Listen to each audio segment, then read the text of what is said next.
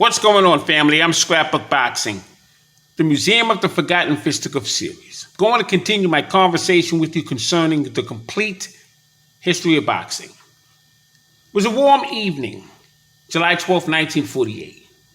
The Georgia shoeshine boy, Beau was knocked out in 6 rounds by the Trenton Thunder Ike Williams.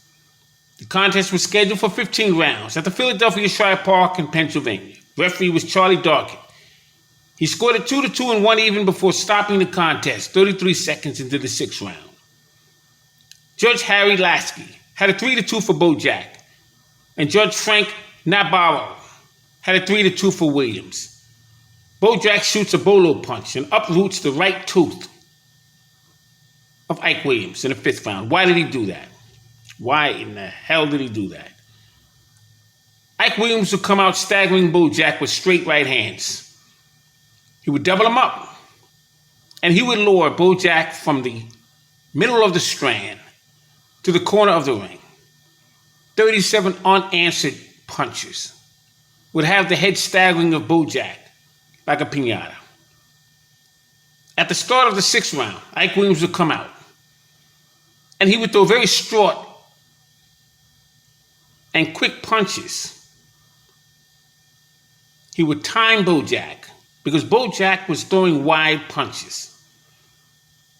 And Ike Williams understood the distance between a straight punch and a wide punch. But Ike Williams was accurate with his punches. He was very quick with his punches. He had timing and snap. And Beau in an interview, would state that Ike Williams was the hardest puncher that he ever faced. And he fought Ike Williams 3 separate occasions. Once in 1948, twice in 1955. In fact, they would both retire in Beau hometown of Augusta, Georgia in 1955. Now, Beau stood 5 foot and 6 inches, weighed 134 pounds, and had a 68.5-inch reach. Had a record of 73 wins, 12 losses, 4 draws, and 38 knockouts. As for Ike Williams, he stood 5 foot 9 inches, weighed 135 pounds, and had a 68-inch reach. Had a record of 93 wins, 10 losses, 4 draws, and 45 knockouts. Williams, 3 wins. Beau none. Between their 3-fight action. Ike Williams, who was he? His name was Isaiah Williams. He was known as the Trenton Thunder. Born August 2nd, 1923 in New Brunswick, Georgia. He died September 5th, 1994. He was 71 years of age at the time of his death, and he would reside in Trenton, New Jersey.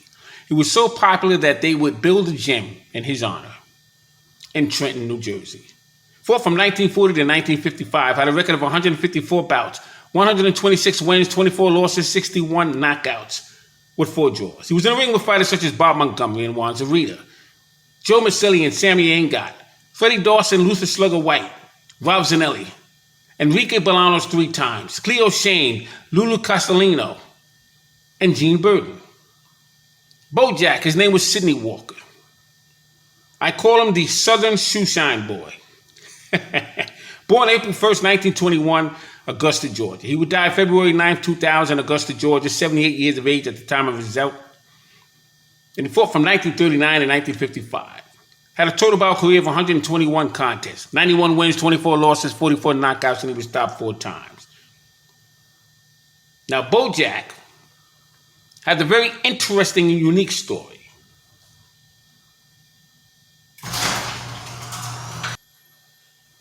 Now, Beau was a caddy for Bobby Jones. He worked on a golf course. And as a young man, he would shine shoes like the other young boys in the neighborhood. Earn money to go to the movies, to buy some snacks, to do what most young men during his age level would do. Mind his business and work an honest wage. One day on the corner, Beau was approached by a bully in the neighborhood named Leroy. He demanded Beau shine his shoes, and Beau couldn't understand why, because Leroy's shoes were already shined. It was a distraction on Leroy's part to get Beau to drop his guards. And he saw that Bojack had a cup full of change that he wanted. Took his money. Had 2 or 3 other young men with him. And when Bojack refused to give him a cup of change, he would shove Bojack down to the ground. Bojack thought twice about getting up and challenging Leroy. Leroy was a bigger fella. And so Bojack was intimidated, walked into his grandmother's home where he was staying. Grandmother had a plate of food waiting on him. He came in, shedding tears. As the water would begin to flow, grandmother asked him, what was he crying for? And he stated the young man took his money. Said they were big boys. She said, that's why you're crying? He said, yes.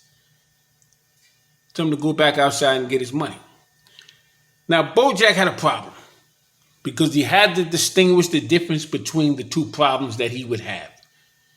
They were standing right there in front of him. Taking a beating from his grandmother, or taking a beating and being humiliated by Leroy. And he chose to take the beating by his grandmother.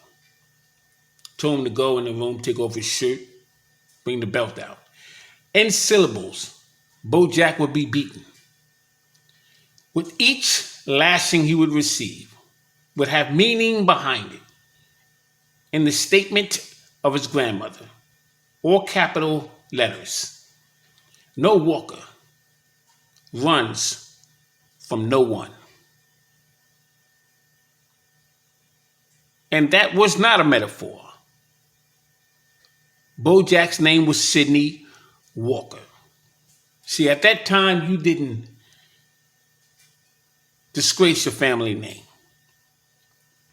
It's a different era than it is now. I've always mentioned a couple things you didn't do as a young man. You didn't talk about someone's mama. No mama jokes at that time. That didn't happen then. You didn't call a boy a sissy. Those are fighting words. And you did not disrespect your last name. What happened to the society in which I grew up in? I don't know. So his grandmother made him understand. Next time you come back here, shedding a tear because some boy took your money, you're going to wish you took the beating from him instead of me. Now you go back and fight and let the blood run down to your shoes. Don't you ever run again. From that point, Bojack would take it to Henry Armstrong in 1943. Tibby Larkin be in the ring with Ali Stoltz. Gil Turner, Bob Montgomery. He fought that way. He was in battle royales where he would be blindfolded, lean in the corner, and wait for the action to stop. He was something else, that Bojack. He'd be into the Georgia Sports Hall of Fame in 1979, International Boxing Hall of Fame in 1991. Ike Williams would be entered into the Ring Boxing Hall of Fame in 1978, the World Boxing Hall of Fame in 1983, and the International Boxing Hall of Fame in 1990. When Bojack met Ike Williams, my God, that was a hell of a fight. Bojack would fight 21 main event contests in Madison Square Garden. Tibby Larkin fought 19 in Madison Square Garden. And together they would fight in Madison Square Garden for the vacant New York SAC lightweight championship belt, vacated by Sammy Engard. But the contest between Ike Williams and Bojack, I can't say enough. That was a hell of a contest. Ike Williams would become the second black fighter to be universally recognized as the world lightweight champion, behind Joe Gans. He was mob connected. Frankie Carbo, Blinky Palermo, the Philadelphia crime family. He'd be in the ring with Enrique Bolanos 3 separate occasions. Ike Williams was handcuffed. He had to take it easy on his opponents. He'd be in the ring with Johnny Bratton of Chicago, fighting Johnny Bratton with mean intentions. Johnny Bratton would fight Ike Williams 9 rounds with a broken jaw.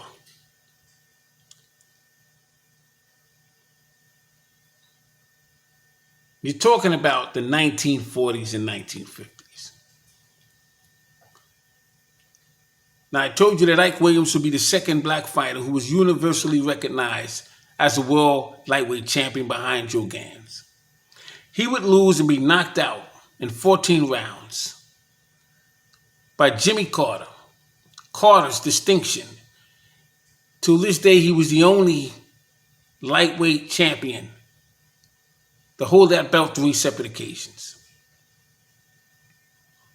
Jimmy Carter had shared the story many times about dating a girl named Lulu Bell. Jimmy Carter used to train in Stillman's gym. He knew my dad, he knew my grandfather.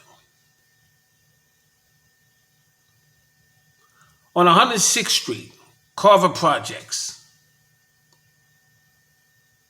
between 2nd and 1st Avenue, you had tenement houses.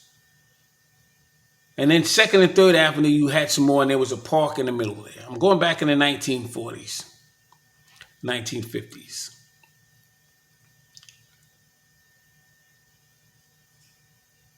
And Jimmy Carter would lean up against the car with Lulu Bell.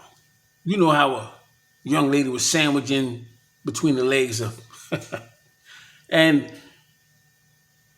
Joe Sandy Salad didn't like that because he would go over to see Lulu Bell. Now, she lived on 103rd Street, but that's where everybody hung out, between 105th and 106th Street. They had a ice cream truck that used to hang on the corner there. And the fire hydrant was always open. Sandy Salad wanted a piece of Jimmy Carter because he liked Lulu Bell. My grandfather used to tell me these stories, man. He had a shoe store in the middle of the block, and then he had an ice cream shop, like a little candy store on the corner. And that was a front for, he used to be a numbers runner, and that's what he used to have, his numbers and so on and so forth. I talked about the story about him calling up Jimmy Carter, wanted to talk with him about the fight with him and Ike Williams. He wanted to know if that fight was on a level, because once again, Ike Williams was part of the Philadelphia crime family. He told him yes, and he bet everything that he had, and he made a lot of money because Jimmy Carter would knock out Ike Williams in 14 rounds. People don't understand, at that time, there were certain fights. Now, you're talking about this Spence and Crawford thing here. That's what Jimmy Carter and Ike Williams was like. Now, I know they weren't undefeated, but the moments were different at that time. See, at that time, you had neighborhood rivalries where you had championship fights in your own neighborhood.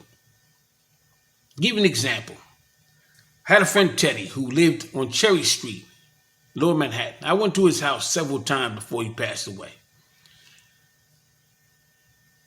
And he would share many stories with me about Sid Terrace, about Ruby Goldstein, Benny Vogel, Jaime Hensenstein, Benny Goldberg. All these young men who lived on the Lower East Side. These are all Jewish fighters. when Sid Terrace and Ruby Goldstein was going to fight at the New York Polo Grounds on 155th Street. That was like watching a fight at the MGM Grand. Neither one of those men were champions. And you had this going on all the time. Rocky Graziano and Harold Green, both men lived in Brooklyn, New York. They both trained at Stillman's gym.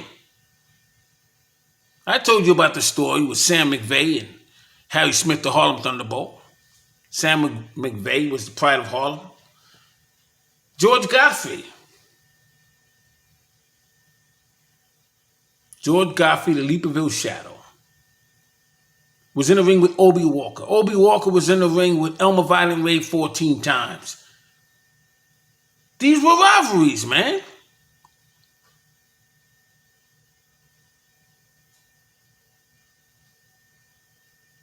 And at that time, the block was hot.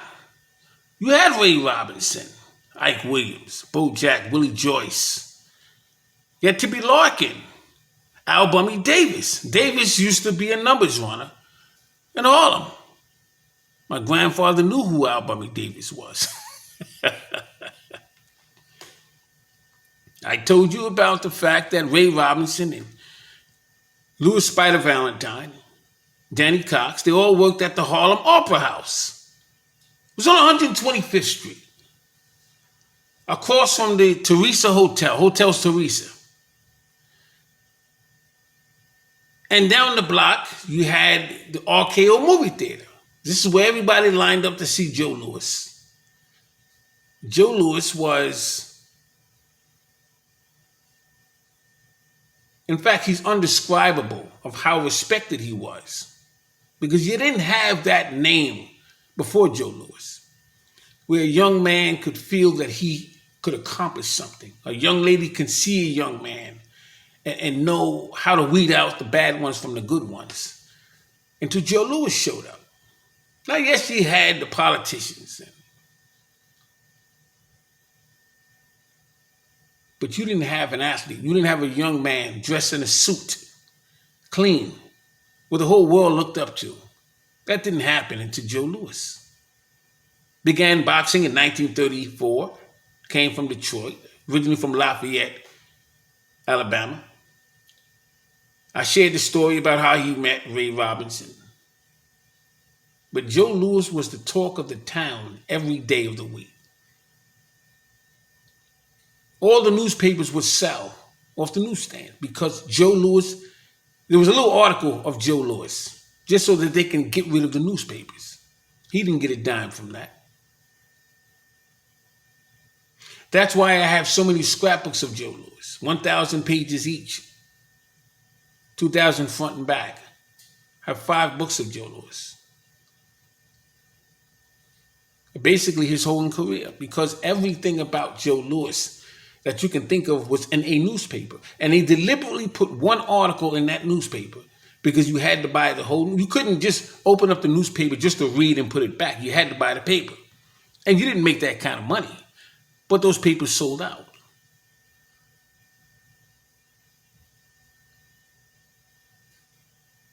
In New Jersey, Ike Williams had the same effect in a different way, but he was that well respected.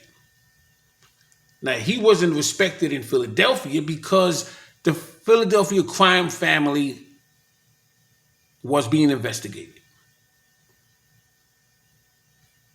And that's why they recognized Bob Montgomery as a champion, not Ike Williams, even though Williams had the NBA and Bob Montgomery had the New York SAC.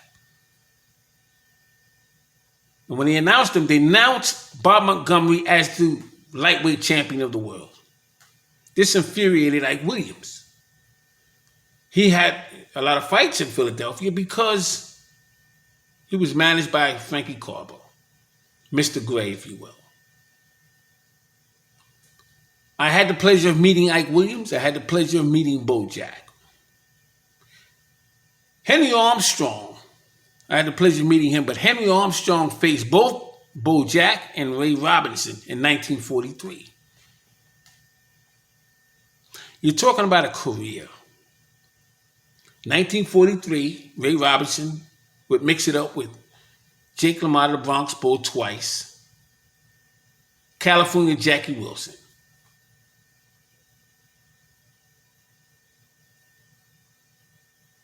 Bojack was trained by Henry Armstrong for a short period. Tibby Larkin couldn't take the attack in Madison Square Garden from Bojack. He went in 3 rounds. Tibby Larkin was a hell of a fighter. I met him. He wound up becoming the junior welterweight champion.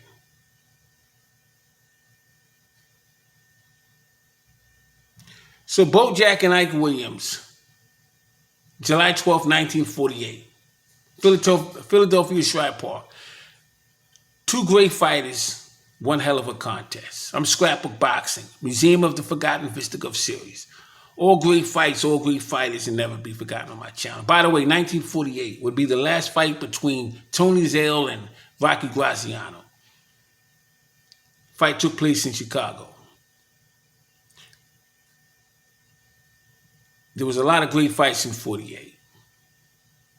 Joe Louis and Jersey Joe Walcott. He would knock out Walcott in their second contest. In 47, it was a money thing going on. They gave the contest to Joe Louis. Joe Louis would knock out Jersey Joe Walcott in their second contest. Ray Robinson would take on Kid Gavilan. So many great fights in 48. 52, you had Kid Gavilan. And one of my favorite fighters of Philadelphia, Gil Turner. My God, what a contest that was. Philadelphia. Gil Turner would be knocked out in 11 rounds. But what an effort he put up. That's a pay-per-view contest. Well, thanks for listening. Be well. See you in the next video. Peace.